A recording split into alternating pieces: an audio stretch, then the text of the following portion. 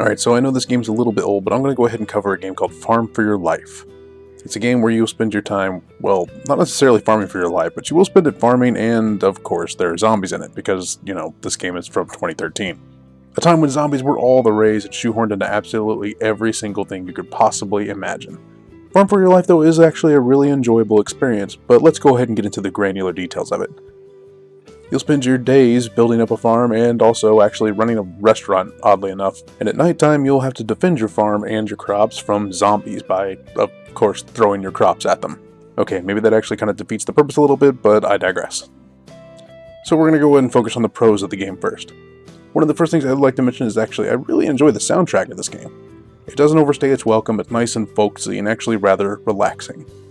I also like how you can queue up actions. All too often these kinds of games are bottlenecked by how fast you can input controls and waiting on animations and then having to input more controls. Not with Farm for Your Life, however.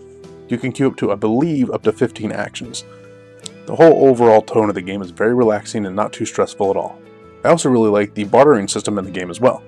The bartering system in the game is actually just that. If you want to get something nice and expensive from the vendor, you're going to have to actually trade some things for it. This can be pretty much anything in your inventory. It's pretty nice to know that you can afford pretty much anything, no matter which way you decide to spec your farm. If you want to grow 100 different types of corn, that is still a relevant way to play the game. Now on to the bad things about the game.